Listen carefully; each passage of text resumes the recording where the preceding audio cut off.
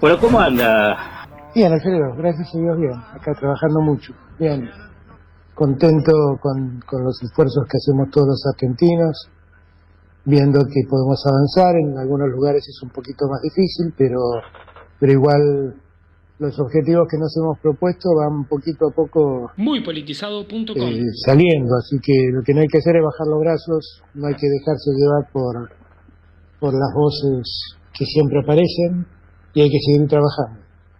Ayer lo noté, a diferencia de las conferencias anteriores, en las presentaciones de cada una de las fases, sí, como que un poquito más enojado con respecto a algunos sectores políticos o sectores económicos vinculados con el tema de la cuarentena.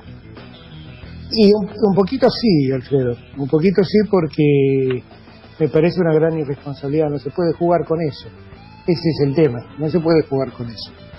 Estamos en un momento muy, muy delicado y a la gente, todos sabemos, no te lo voy a explicar a vos que sos un experto periodista económico, todos sabemos que la economía del mundo se ha paralizado y por paralizada se tuvo que dar vuelta. Y es una economía dada vuelta, es una economía donde vos mirás los porcentajes de deuda europeos y te impactan. Europa en 2 meses aumentó casi 30 puntos su deuda externa, y te fijas en países como España, Italia, Grecia, todos tienen deudas superiores al 110-120% de su PBI. Y eso, ¿por qué no le va a pasar a la Argentina lo que le pasa? Si le está pasando a todo el mundo. Y entonces vienen y te dicen, no, hay que seguir modelos, todo esto de la cuarentena no sirve de nada porque indefectiblemente el contagio va a llegar, entonces lo mejor es que todo ocurra rápido y hay que seguir el ejemplo de los que no hicieron cuarentena. ¿Quieren ver los ejemplos? Miren, crucen la frontera, vayan a Brasil y miren los ejemplos. Ahora, a mí me llamaba la atención que todos me ponían un ejemplo que me confundía, porque son países que yo admiro mucho por su orden, como era el caso de Suecia. Y entonces me decían, no, porque Suecia nunca cerró la cuarentena y tuvo 3.000 muertos. Y fíjense que todos siguen en Suecia. Y yo dije, ¿cómo habrán hecho los suecos? Y me puse a ver. Claro, Suecia tiene 3.000 muertos en un país de 10 millones de habitantes. Eso quiere decir que si Suecia logró sin la cuarentena, sin cumplir cuarentena, logró 3.000 muertos en 10 millones de habitantes en un país de 44 millones, 45 millones de habitantes, en verdad tendríamos que tener más de 13.000 muertos. Claro. Y yo digo, ¿cómo esta gente que habla así no les pesa cada muerte que ocurre en Argentina? A mí me duele horrores. Cada vez que veo que se murió uno más, yo sufro, yo la paso mal. Pero, Alberto, si me dejás, digamos, antes hice una observación vinculada con el tema de Suecia, que le agrego un dato para vincularlo, porque eso está vinculado con el tema sanitario. Pero con el tema económico, la idea de que si se abre la cuarentena, la economía va a funcionar en forma normal, también es falso. Obviamente que es falso. Y te doy los datos de Suecia. Por estimaciones oficiales del Banco Central sueco y del Ministerio de Finanzas sueco, la estimación de caída del Producto Interno Bruto, o sea, la economía sueca, va del 7 al 10%. Impresionante. En el 2020. O sea que, es decir, vas a tener más muertos y la economía también se va a derrumbar. Digamos, entonces, acá es un tema a nivel mundial, digamos, del colapso de la economía. No es que cada uno se va a poder salvar solo. No, y mirá el mismo caso de Estados Unidos, que la cantidad de desempleo que tiene en un país que fue reacio a poner la cuarentena. No hablemos de la cantidad de muertos que tiene, sino cómo se ha caído la economía, la cantidad de desempleo que se ha generado. Si era verdad que sin cuarentena la economía funcionaba bien, ¿por qué pasan estas cosas? A mí la verdad lo que me pone muy mal, Alfredo, es que en la Argentina, por lo que le pasa a la Argentina desde siempre, llámese inflación, llámese deuda externa, todos los argentinos somos un poquito economistas. Y entonces hablan de estas cosas. En verdad economistas no somos todos, son muy pocos. Pero nos plantean estos dilemas y muchos argentinos dudan. Y en la duda, bueno, claro, la cuarentena es una cosa compleja, es tener que soportar quedarte en tu casa encerrado. Entonces es una cosa compleja. Yo lo entiendo eso. Pero que la solución sea salgamos de la cuarentena porque afuera está la panacea de una economía que nos está esperando pujante, claro, es falso. Afuera es un mundo paralizado. Cuando yo ayer dije, ya sobre el final de la conferencia, que aquellos a los que le toque salir porque se abrió la fábrica donde trabajan, y yo les decía, presten atención, porque el mundo al que salen es otro mundo que nos exige un montón de cosas a las que no estamos acostumbrados. Exige que no le demos la mano al que encontramos en la calle, exige encontrarse con un ser querido y va a abrazarlo, exige todas esas cosas. Y entonces eso es producto también de que los consumidores salieron del mundo capitalista y las economías se están cayendo. Todo eso significa. Y ahí hay un punto que es cómo atender las víctimas vinculadas con el tema económico. Y yo soy consciente que recibió un gobierno con las funciones básicas del Estado desarticuladas y debilitadas. Y lo que hace es un esfuerzo mayor. Es un esfuerzo mucho mayor que para cualquiera. Digamos. Si cuestionamos, y que cuestiono, es decir, y yo creo que usted también, cuando agarra y ve un montón de las colas para ir a cobrar las jubilaciones o los programas sociales, se agarra la cabeza. Pero lo cierto es que se viene con una estructura estatal muy dañada y no se recupera en un mes, en 2 meses, y están haciendo un trabajo titánico. Esto está claro. Ahora bien, después hay una cuestión de cómo llegar a sectores, y ayer lo mencionaba, hay un porcentaje importante de informalidad, o que no está en la informalidad, pero que no califican. Y entonces ahí es donde, cuando se extiende la cuarentena, se hace más complejo la explicación y que la sociedad pueda aguantarlo. Exacto. Sí, es que todo eso pasa, Alfredo. Tal cual lo estás contando vos. Pero son las dificultades que tenemos que aprender a superar. De repente nosotros, mira, cuando nos dimos cuenta que a pesar de que habíamos aumentado la asignación por hijo, habíamos creado la tarjeta alimentar, que estábamos pagando ese salario que suplanta los viejos planes, cuando nos dimos cuenta de todo eso, nos dimos cuenta que había como 10 millones de argentinos que no recibían nada. Y decimos, pero ¿por qué no reciben nada si estamos dando todo esto? Claro, y ahí caímos que eran 10 millones de argentinos que el Estado argentino no los registraba. Sí. Cuando pasa esto, te encontrás con un montón de casos, Te encontrás con el caso del que pobre, están de los sectores más pobres, que están en una situación muy cercana a la indigencia, que viven del cartoneo, que viven de changas, y que obviamente a esa gente lo último que le preocupa es registrarse en la FIP, qué sé yo.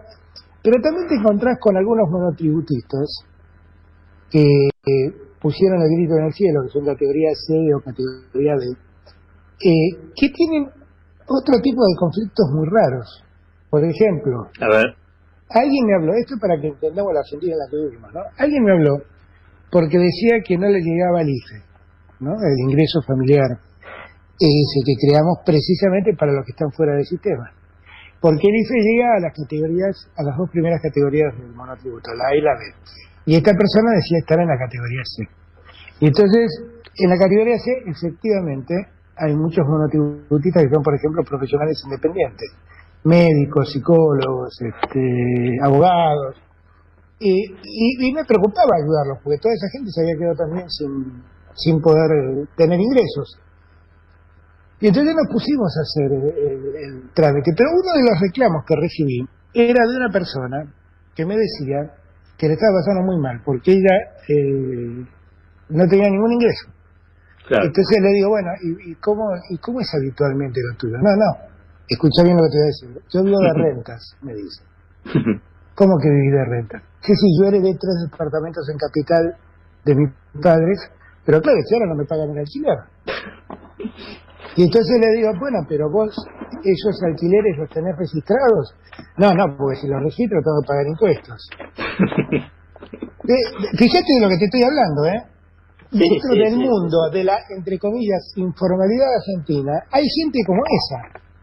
Si yo le dije, te pido por favor, no me sigas hablando, porque todo lo que me estás diciendo, lo único que tengo que hacer es mandarte ya a inspeccionar por la FIP para... Claro.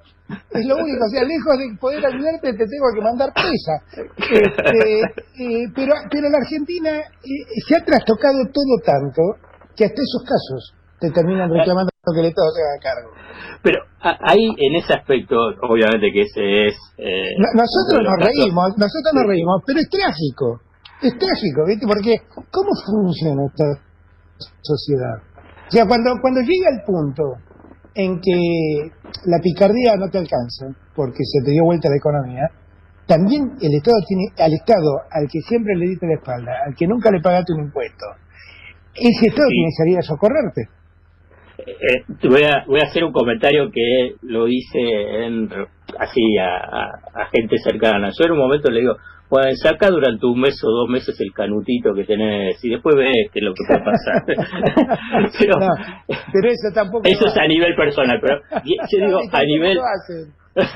digo, a nivel estructural, digamos, he escrito en esta semana, yo soy muy crítico de cómo funciona el sistema financiero. Y la verdad, y es un punto que la verdad que es central. Los industriales, las pequeñas y medianas empresas, el comerciante, el jubilado, el que tiene, digamos, es central el sistema financiero, más en esta actual fase del capitalismo mundial dominado por la finanza. Y la verdad que el sistema financiero privado en Argentina, hasta ahora, a mi entender, no está a la altura de la circunstancia de crisis que se está viviendo. Digamos, en la atención a las pequeñas y medianas empresas. Los bancos, yo te digo que lo que dicen, bueno, yo me manejo por las regulaciones del Banco Central. Entonces ahí es donde empieza un poco esas responsabilidades compartidas, digamos, de regulación, de mayor regulación, y después cómo los bancos hacen los vivos. Nosotros, yo comparto todo lo que estás diciendo. Te quiero aclarar que toda mi vida he dicho que el sistema financiero argentino es un extraño sistema que le presta plata al que no la necesita. O sea, le presta plata a los que le sobra plata. Y a los que no la tienen, a ellos le ponen tantos reparos que nunca nadie puede acceder a un crédito.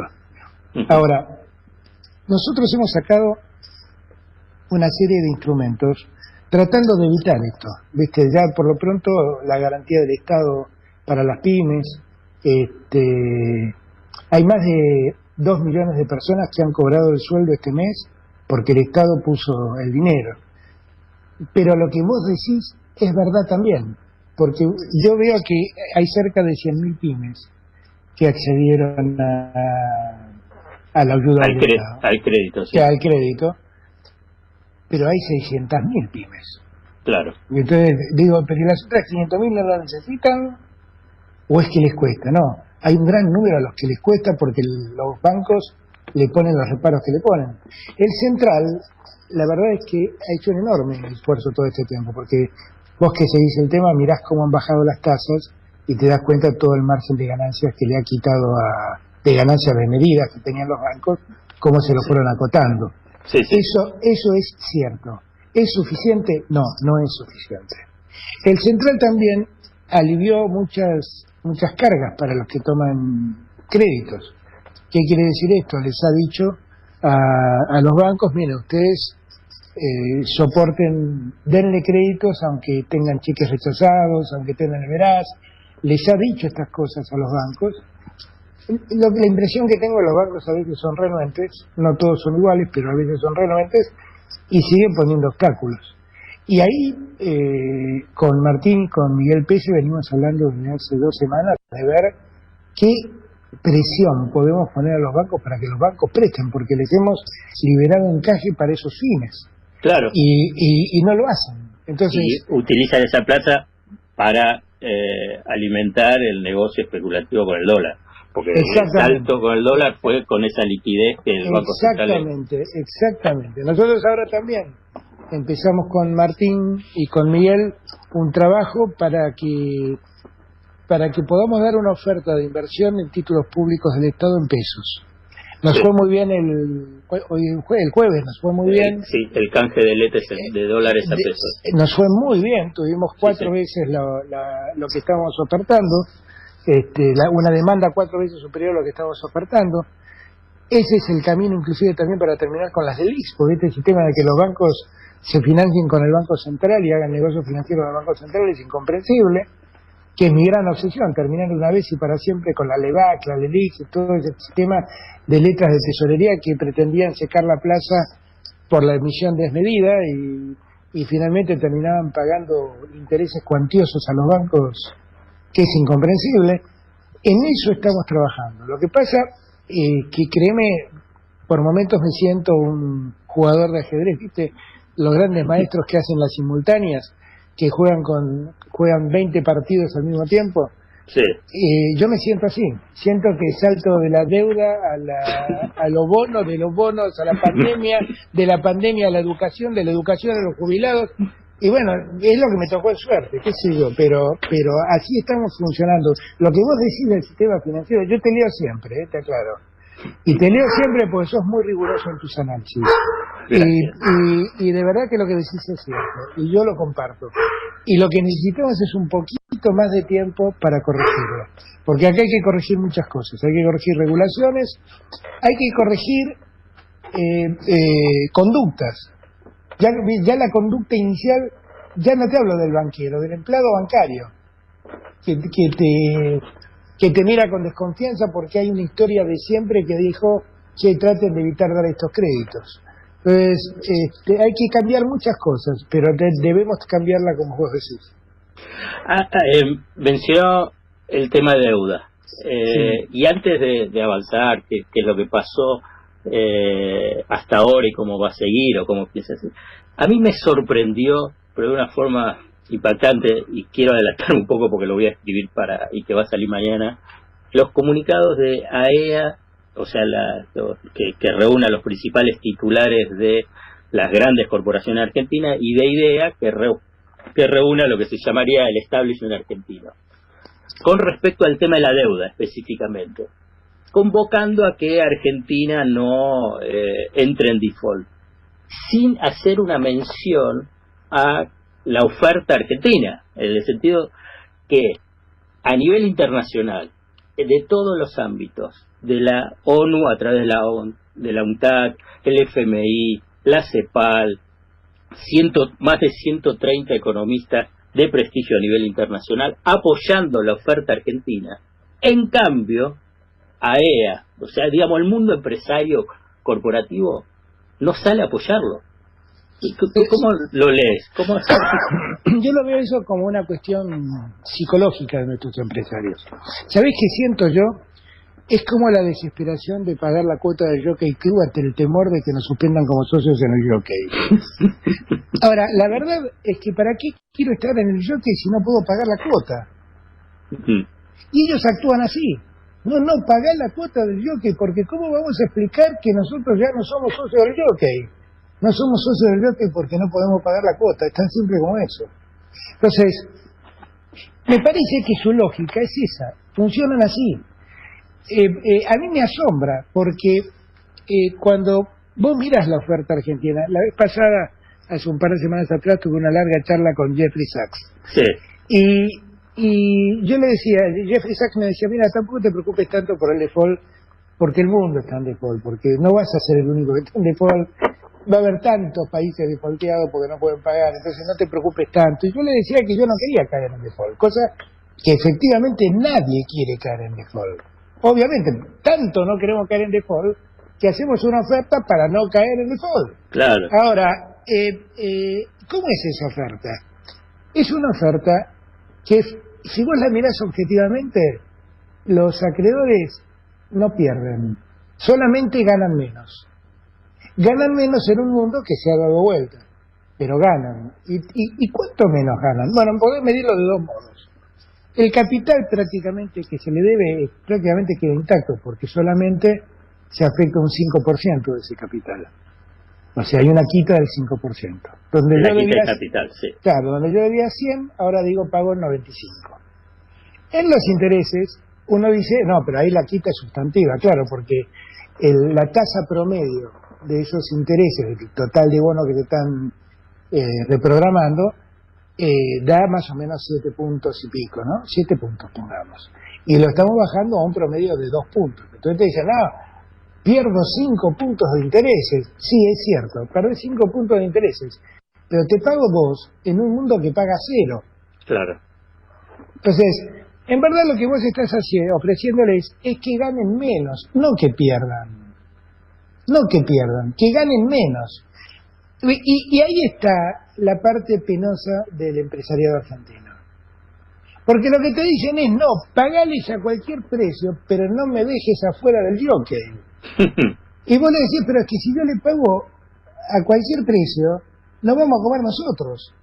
Porque es así, ¿viste? La disyuntiva. Ni vas a entrar al jockey. Claro, exactamente, porque no vas a tener la pica para entrar al jockey. Entonces, todo esto es un problema también de cultura, de una perversa cultura del empresariado argentino, de parte del empresariado argentino, que tampoco me gusta mezclar, porque hay empresarios argentinos que realmente se han puesto al lado nuestro, se han puesto a ayudar, están colaborando, y la verdad no me gusta generalizar. Pero cuando yo leo esas cosas, la verdad es esa dependencia intelectual que tienen con los centros del poder. Sí. Y yo le agregaría también un comportamiento.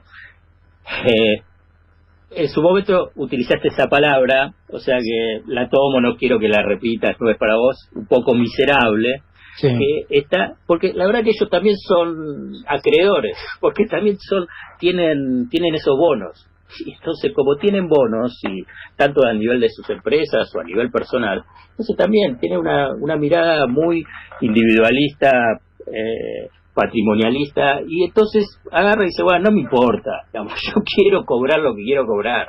Entonces, me parece que ahí hay un punto que está bien, uno puede entender esa lógica, pero la verdad tiene una responsabilidad, digamos, no es solamente a nivel personal. El empresario, digamos, es un sujeto social que tiene que tener una responsabilidad. Digamos. Absolutamente, lo que dice es así. Pero no la tienen, los empresarios argentinos no son así, y además son muy ingratos con lo que nos toca pasar. Porque si vos haces memoria, hubo un momento, por ejemplo el momento del megacanje, donde le metieron bonos que todos sabían que eran impagables, se los metieron de prepo y no abrieron la boca. No abrieron la boca. Y les metieron bonos que daban 15 puntos de interés en un país que un año después explotó en 1.500 pedazos. Y no abrieron la boca. Bueno, y acá aplaudieron el bono a 100 años. Por eso te digo. Y entonces resulta que ahora cuando le decís de verdad, mirá, estamos en este problema, yo no te metí en ese problema, te metiste solo. Compraste bonos que vos sabías que eran inviables. Porque te dabas cuenta, porque todos los días mirabas las cuentas públicas y te dabas cuenta que nunca se iba a pagar. Yo la primera vez siendo candidato que me reuní con el fondo, le dije, ustedes van a tener que rendir cuentas porque ustedes han incumplido el estatuto del fondo, porque ustedes le han prestado plata a un gobierno para que se sostenga en el gobierno y no a un país para que progrese. Y ustedes le han prestado plata a un gobierno que sabían que no iba a poder pagar. Y sépanlo, porque se los digo hoy, que es la primera vez que los veo. No le presten más plata al gobierno, porque se va a fugar ese dinero como en ese momento habían depositado 39.000 millones de dólares y se habían fugado 30.000 del sistema. Sí, sí. Todos los empresarios argentinos vieron eso y siguieron comprando los bonos. Yo lo que digo es, ahora, por favor, yo creo que, mirá, lo repito mucho, por ahí soy un optimista por mi condición ariana, soy un optimista por naturaleza. Pero a mí me parece, Alfredo, que la verdad tenemos una oportunidad maravillosa. El mundo tiene, se lo decía el otro día a Macron, ¿no? Tenemos una oportunidad maravillosa de hacer un mundo más justo, más equilibrado. Este mundo no funciona. Este mundo que concentra la riqueza en tan pocos y distribuye la pobreza entre millones no sirve para nada, porque un día te aparece un virus que es imperceptible a la vista humana, te lleva puesto a los consumidores y el capitalismo vale nada. Y las bolsas de comercio empiezan a reflejar la verdad. ¿Cuánto de inflado estaba el valor de las empresas por la especulación financiera? Y las empresas empiezan a valer lo que valen, lo que deben valer, frente a un mundo sin consumo. Entonces todo empieza a mostrar la realidad, la miseria del sistema, empieza a quedar al descubierto. Entonces, tenemos la posibilidad de escribir otro sistema, que no se trata de hacer un sistema socialista, se trata de hacer un sistema más realista y más equilibrado, más justicialista, con más justicia social. Claramente hace falta eso. Fíjate los debates en los que nos encerramos durante décadas. Ahora resulta que como consecuencia de la pandemia nos metimos todos, como los médicos no le encuentran la vuelta al virus, volvieron a las recomendaciones que hacían los curanderos en la Edad Media. Frente al virus, guárdese en su casa, no salga a la calle. Y entonces hicimos eso. Y entonces, como tenemos ahora la suerte de tener imágenes satelitales, las imágenes satelitales empiezan a mostrarte cómo se limpia el mundo, cómo las aguas vuelven a azularse, cómo los animales vuelven a salir de sus madrigueras y se mezclan en lugares que habitan los hombres, pero que como no están en las calles, los animales pueden caminar tranquilos por ahí. Y entonces uno empieza a reflexionar sobre el cambio climático, la importancia del cambio climático y a cuánto nos condena el cambio climático. Resulta que cuando muchos de nosotros, planteábamos la necesidad, yo me acuerdo que era jefe de gabinete cuando se firmó el primer acuerdo de Kioto, si no me equivoco, y después vino el acuerdo de París. Y siempre la discusión eran los combustibles fósiles, seguir utilizando combustibles fósiles. Combustibles fósiles cuyo precio hoy es la nada misma. Nada. $17 el barril, ¿no? Yo digo, todo eso fue una discusión enorme porque decían que si dejábamos de usar combustibles fósiles, el PBI mundial iba a caer 4 puntos. Y viene el coronavirus y te hace caer el PBI 10 puntos en 10 minutos. Sí. ¿Cuánto debate inútil, dogmático, innecesario tuvimos, o perverso por los intereses que defendían? ¿Cuánto debate de ese tipo tuvimos que ahora podemos evitar frente a lo empírico, a lo que hemos comprobado? Voy a volver al tema de la deuda, pero antes quiero, con lo que estás diciendo, a mí me sorprende, y como hablas con líderes mundiales, y vos lo mencionás, y por ahí yo simplemente como observador, vos sos su protagonista ahí con ellos, digamos, de la carencia, y no te quiero meter problema con ninguno de los países, una carencia de liderazgo mundial. Digamos, cuando fue la crisis del 2008, que también fue una situación de que Estados Unidos y Europa se veía al borde del abismo, el G20 se reunió hasta 2 veces por año y donde se sacaban documentos y se avanzaba con estas dos cuestiones, coordinación y cooperación. Hoy yo observo, no hay ni coordinación ni cooperación, es como sálvese quien pueda, digamos, y entonces tener liderazgo como el de Trump, o el liderazgo como el de Johnson, que un día dice una cosa, después dice otra, Europa cada uno por su lado, en América Latina lo mismo, y qué es lo que pasa con Bolsonaro, digamos, hay una carencia de liderazgos mundiales que hace, a mi entender, que todo esto se agudice aún más. Todo esto, claro que sí, lo que decís es cierto. Yo en el G20, por ejemplo, cuando me tocó el turno de hablar, yo planteé la necesidad de que terminemos frente a la pandemia. Mirá, lo que voy a decir es una pavada absoluta, porque es de sentido común, que frente a la pandemia, por cuestiones humanitarias, terminemos con los bloqueos económicos. Y no encontré respuesta de uno. Claro. Y la verdad es que bloqueos como los que hoy padecen Cuba o Venezuela, en verdad son para padecimiento de los cubanos y de los venezolanos, no van contra un régimen, van a hacerle más daño a la pobre gente que está viviendo en esos lugares.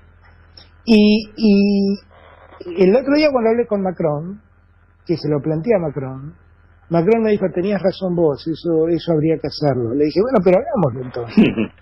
Pero cuesta hacerlo, porque uno dice esto, y como Estados Unidos está en campaña electoral, el gobierno de Estados Unidos tiene a la flota movilizada frente a Venezuela. Claro. Y entonces uno dice, ¿cómo hacemos esto? ¿Cómo nos movemos con esto? Y el otro día hablé con Piñera, que Piñera me pedía que un rol más activo del Prosur. Y yo le dije, mirá, mientras el Prosur no tenga una actitud solidaria con toda América Latina, frente a la gravedad de la pandemia, yo no voy a participar en el Prosur. Porque el Prosur es una organización que nació por cuestiones ideológicas. Porque algunos pensaron que el UNASUR era cosa de los zurdos, entre comillas. Sí, sí. Y entonces apareció el Prosur, que era el paladín de las libertades. Ahora, ¿ustedes ven lo que está pasando en Venezuela? Que le están dejando abandonados a los venezolanos. Y nadie reacciona. ¿Qué Latinoamérica somos? Y nosotros no vamos a hacer nada por eso. Pero además lo digo, vuelvo a repetir, miren que yo soy crítico de muchas cosas del gobierno de Maduro, ustedes lo saben. Sí, sí, pero aquí estamos hablando de humanidad, estamos hablando de gente que necesita vivir y sobrevivir a una pandemia, en condiciones de extrema debilidad económica. Y América Latina no hace nada. Y cuando yo planteo esto me dicen, no, lo que pasa es que hay países de Latinoamérica que no quieren saber nada con eso. Bueno, miren, tendríamos que tener una cláusula democrática que diga que el que rompe la democracia se va de los organismos internacionales estos, y tendríamos que tener una cláusula humanitaria que diga que el que se niega a reaccionar humanamente frente a crisis como la pandemia, tampoco tiene que participar de nuestro espacio, porque hablan mal de ellos. Y todo esto tiene que ver con lo que vos decís también, ¿no? Con una suerte de cálculo perverso que deja de lado los liderazgos y también los criterios humanitarios, ¿no? Porque fíjate que han nacido, el otro día leí una nota rara en un diario, no me acuerdo si era francés, una nota rara que decía cómo habían actuado los diferentes líderes frente a la pandemia. Sí. Y rescataban lo hecho por las mujeres que gobiernan. Y hablaban de la premier noruega, la premier finlandesa, que todas habían tenido un sistema de protección. Daban la idea de que la mujer tenía una actitud más protectora respecto del cuidado de los ciudadanos que los hombres. Y me ponían a mí como una rara avis que, miren, aparece un hombre que parece que actúa como una mujer, decían, no en la nota. Pero la verdad es que ese liderazgo es un liderazgo tan valioso. El liderazgo que recupera la solidaridad, que recupera el sentido de protección de la gente, es un liderazgo tan valioso, tan valioso. Liderar hoy en día, frente a lo que estamos viendo, no es solamente amarrocar capital. Liderar es tener el sentido de protección del otro, de cuidado del otro, recuperar el sentido de solidaridad en un mundo que hablaba de la meritocracia como modo de desarrollo, cuando sabemos que no es verdad, porque el que nace pobre, los pobres nacen inteligentes y les cuesta mucho mejorar su posición, y los ricos que nacen tontos son tontos y siguen siendo ricos. Y no es una cuestión de mérito, es una cuestión de oportunidad, que no tienen todos las mismas oportunidades. Así es. Alberto, no puedo evitar y que me cuentes qué pasa con el tema de la deuda. Ayer fue estoy hablando con vos y me está esperando Martín para desayunar. Así que después de lo de Martín, si querés te cuento. Pero hasta acá no sé nada, porque ayer estuve muy metido con la pandemia. Igual, lo de la deuda, nosotros, esto es una negociación, no te lo voy a explicar a vos, con personajes muy muy singulares del mundo de las finanzas. Me gusta la definición singular. Sí, claro. Como me diría Axel, tus definiciones elegantes. Sí, claro. Son personajes muy singulares y nosotros ayer tuvimos un momento que opera como una suerte de momento límite, que es, bueno, yo te hice una oferta, decime qué querés hacer. Y ayer, ahora vamos a ver bien cuántos aceptaron la oferta, si tuvimos contraofertas. Tengo noticias de que puede haber contraofertas en los próximos días. La negociación sigue, nada está cerrado. Que continúa. Continúa, sí. Fecha. Sí, exactamente. Y yo espero que entiendan. Yo tengo mucha firmeza en lo que hemos propuesto. Tengo mucha firmeza porque sé la seriedad con que lo hicimos. Y además, esta vez tenemos una suerte de aval del principal auditor internacional de las finanzas mundiales, que es el Fondo Monetario. Y la verdad, nuestra propuesta guarda en un 100% el criterio de sostenibilidad que el fondo ha propuesto. Entonces, yo espero que esta vez entiendan y nos acompañen. Alberto, ¿me das 10 minutos solamente? Porque si no mi equipo me va a matar. ¿Me das 10 minutos para que cada uno de ellos te haga una pequeña pregunta? Yo lo hago, no me matan, pero traten de hacerlo lo más rápido posible porque está Martín esperándome en serio. Dale. Julio Leiva, la primera pregunta, por favor. Presidente, ¿qué tal? La pregunta era si le preocupaba lo que está ocurriendo con el crecimiento de casos en villas y geriátricos. Sí, obviamente, pero miren, eso que pasa, ahí hay dos temas para que reflexionemos. Además, también frente a todos estos que quieren salir a correr, quieren ir a los gimnasios, ¿viste? Yo escucho las cosas y digo, qué notable, ¿no? Porque lo que ha pasado en el barrio Padre Mujica o en el barrio 1114, que son lugares, en la ciudad de Buenos Aires, a diferencia de la provincia de Buenos Aires, tiene lugares de hacinamiento muy tremendos, es decir, en muy poco espacio, muchísima gente. Y eso es el peor lugar para contagiarse, porque cuando yo hablo de la velocidad de contagio, lo hablo porque me he cansado de leerlo y es lo que te dicen todos los epidemiólogos. Está frente a un virus que es capaz de reproducirse cada 24 horas 100.000 veces y que tiene una capacidad de contagio altísima. Contagia al otro con mucha facilidad. En cuanto llega al otro, lo contagia con mucha facilidad. Entonces, lo que está pasando en los geriátricos y en los barrios más humildes, los barrios populares, es precisamente eso, que la cercanía de la gente facilita muchísimo el contagio. Es una enfermedad que tiene esa característica de ser muy virulenta a la hora de contagiar, pero también es una enfermedad que es muy fácil de evitar, porque si vos guardás distancia, cuidás la higiene, usás barbijo, evitás el transporte público, tus posibilidades de contagio te diría que son casi nulas.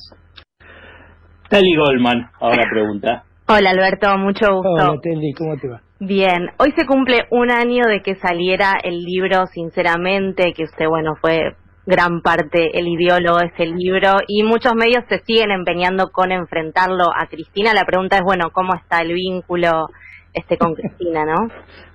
Pero no lo tomes a mal, pero esa es una pregunta de TN. Bueno, pero es una pregunta de TN. Es lo que quieren saber los oyentes, Alberto. No, mira, yo a Cristina la conozco hace muchos años y estuvimos durante muchos años distanciados y un día nos dimos cuenta que el distanciamiento nuestro solo había ayudado a que Macri sea presidente. Y la verdad es que los dos sentimos que no podíamos dejar que eso volviera a pasar. Y Cristina, con una gran nobleza y con una gran generosidad, propuso mi nombre para que encabece una fórmula que ella secundaba. El vínculo con Cristina es un muy buen vínculo.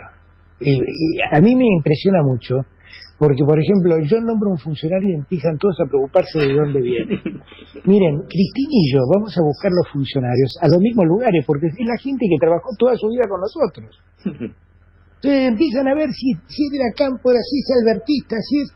Mira, es como, imagínense ustedes una palangana de funcionarios, donde nosotros buscan en esa palangana a ver a quiénes ponemos en el Estado. Salen de la misma palangana, es el mismo lugar. Nosotros brevamos en la misma fuente de esos funcionarios. Entonces, cada vez que aparece un funcionario, qué sé yo, Fernanda Raberta, yo quiero confesar que a Fernanda Raberta la quise traer al gobierno, yo la conozco mucho a Fernanda, la quise traer al gobierno al comienzo del gobierno. Y Axel me pidió que no lo hiciera porque la necesitaba en desarrollo social. Fernanda la conozco muchísimo, es una mujer íntegra. Las feministas estamos muy contentas de que Fernanda esté manejando el ANSES. Y los varones que aceptan el feminismo están muy contentos de que Roberta también esté ahí. Estamos muy contentos. Fernanda es una dirigente excepcional y es una mujer que va a hacer un gran papel. Y ya me lo está demostrando, porque en estos días que estuvimos hablando sobre el ANSES, me estoy dando cuenta cómo se comprometió, cómo se consultó con el problema, cómo busca resolver temas. Ahora, en la discusión es de dónde viene. Y algunos se animan a poner que dirigente con raíces montoneras. Sí, terrible. Uno dice, pero ¿cómo pueden escribir estas cosas? ¿No? Terrible. La verdad es que yo veo eso y digo, ¿qué problema, ¿no? El periodismo, cómo parte del periodismo, cómo funciona. Mi vínculo con Cristina es un vínculo perfecto. Cuando nos reunimos periódicamente, es para repasar cómo funciona el gobierno. Yo la escucho con mucha atención porque ella tiene mucho para aportar, tiene 8 años de experiencia en el lugar donde yo tengo 4 meses. Así que yo la escucho con mucha atención. Gracias a Dios nos hemos reencontrado como amigos, pero trabajamos como un equipo, gracias a Dios, muy bien. Nos queda 5 minutos de lo que te pedí. Dale. Marcelo Figueroa. Sí, presidente, buen día. Usted tiene Hola, un liderazgo distinto, diferente a otros, de mucha comunicación. Sé que es consciente de la expectativa que hay cuando usted habla. Por ejemplo, acá me escriben y me dicen que Alberto se entere que Catrina tiene 9 años, solo le hace caso a él, que come fruta o hace cosas que se lo decimos, que dijo Alberto, y que fue maravilloso que habilitaran la salida de los chicos con autismo. Catri es autista. Pero la pregunta es, en medio de la pandemia, o la pandemia, mejor dicho, ¿lo obligó a cambiar algo de ese liderazgo, de lo que usted tenía en mente a la hora de gestionar? No. Primero un beso muy grande a Catrina y que me siga haciendo caso, porque la verdad que todo lo que hago es para que ella le vaya bien. Así que se cuide mucho, Catrina, porque aunque no la conozco, la quiero mucho. Gracias. Me pasa también que me impresiona mucho los chicos, que me mandan mensajes y me mandan dibujos, el cariño que me brindan es tan grande que es raro. A mí me encantan los chicos, te quiero aclarar que yo disfruto mucho con los chicos, disfruto hablando, jugando, viéndolos hacer, viéndolos crecer, disfruté mucho verlo crecer a Estanislao, yo disfruto mucho de los chicos porque son maravillosos, así que y además te brindan un amor tan genuino, tan desinteresado que yo lo valoro mucho. Yo te quiero decir que tu hijo es un ídolo acá en esta casa. Bueno. Que ahí compite con vos, te diré, con mi hijo. Igual, viste, como es el hijo de uno, a uno le comprenden todas las generalidades de la ley, pero yo lo quiero mucho también, yo lo adoro, lo amo a mi hijo. Pero te decía, yo siempre creí uno de los grandes problemas que yo tuve con la política siempre es mi irracionalidad. O sea, a mí me cuesta mucho que me digan, mira, es una cuestión política, hagamos algo irracional. No, si es irracional, no es una cuestión política que se sostenga. Tenemos que hacer las cosas con mucha racionalidad, que no es lo mismo que el sentido común, porque el sentido común es una cosa media rara, que muchas veces el sentido común está equivocado, porque está influido por 1000 cosas que no tienen que ver con la razón. Yo lo que sí creí que por esto que yo tengo de racionalidad me iba a costar mucho que la gente me entendiera, porque a veces hablar desde la razón enfría mucho los vínculos, pero me tocó utilizar la razón en un tema que toca las fibras más íntimas, que es la enfermedad. Claro. Y entonces pasó esto. Si vos me decís, vos cambiaste, no cambié, yo sigo utilizando la razón. Precisamente por eso, cuando Ginés me dijo, che, me parece que esto sea complicado, porque este virus que la OMS nos decía que se moría con 21 grados, hacen 31 grados y está atacando gente en Argentina, rápidamente dije, ¿y quiénes saben de esto? Y Ginés, que es un genio en esto, me trajo a los mejores infectólogos de la Argentina y me senté a escucharlos y como un pibe a tomar apuntes de lo que decían. Y después me fui a estudiar lo que decían y los consulté todo este tiempo.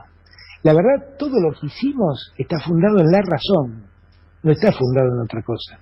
Ahora, si yo te hablo de la razón en términos abstractos, vos decís cuánta frialdad tiene este tipo. No, la razón también te salva las vidas, aplicar la razón, ¿no?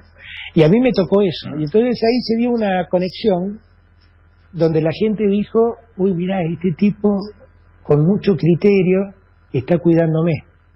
Y se dio este vínculo que se dio, que es un vínculo distinto. Yo, viste, soy un peronista típico, no creo en la verticalidad, no creo en los personalismos, creo que la democracia es un hecho colectivo, que la política es un hecho colectivo, que en verdad triunfan proyectos políticos y no personas, y que las personas siempre son secundarias en un proyecto político. Todo esto lo creo. Por eso es que es raro esto que me toca pasar de liderar este momento, con esa suerte de esta percepción que tiene la gente de lo afectivo, que también lo tengo, porque soy un tipo sensible, me gusta la música, me gusta el arte, pero la razón pesa mucho en mí. Bueno, y la última, Alberto, te la va a hacer nuestro querido Martín el Tucu Ausamca.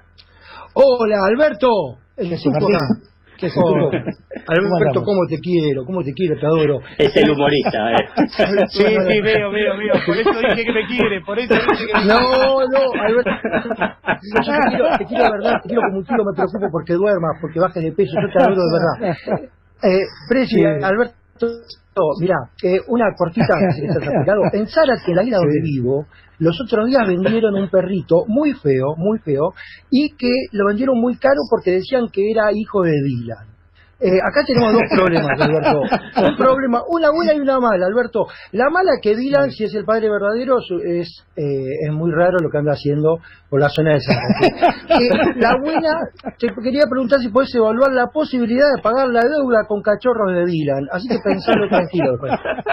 Bueno, Dylan estaría encantado, está claro, si le hago propiedad de esa velocidad. Estaría encantado, pero creo que igual no me alcanzaría. Qué lindo. Igual no me alcanzaría. Entonces estás invitado a Zárate a comerte un asado con todo el equipo de Cheque en Blanco y traerlo a Dylan, que lo hacemos procrear. Alberto, por último, decirte que ayer una amiga que estoy enamorado me dijo, qué hermoso que es escuchar hablar un presidente y que no me dé vergüenza ajena, pensando en el pasado gatuno. Así que es una alegría escucharte, tenerte. Te mando un beso y un abrazo y un codazo y te adoro, Alberto. Muchas gracias de corazón, muchas gracias. Bueno, Alberto, muchísimas gracias, Muchísimas gracias por esta comunicación.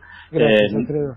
Y solamente les comparto a los oyentes que con Alberto Fernández nos reencontramos acá ahora en Cheque Blanco después de 25 años. Hacía mucho, pero nos conocemos hace mucho, por eso por eso siempre digo que a mí me pasa tengo un problema con los periodistas amigos, que cuando me hablan yo los tuteo, porque siempre nos tuteamos, pero me empiezan tratando de ustedes, y yo digo, ¿qué les pasa a estos tipos? ¿Por qué me tratan de ustedes? Así empecé y así terminé yo.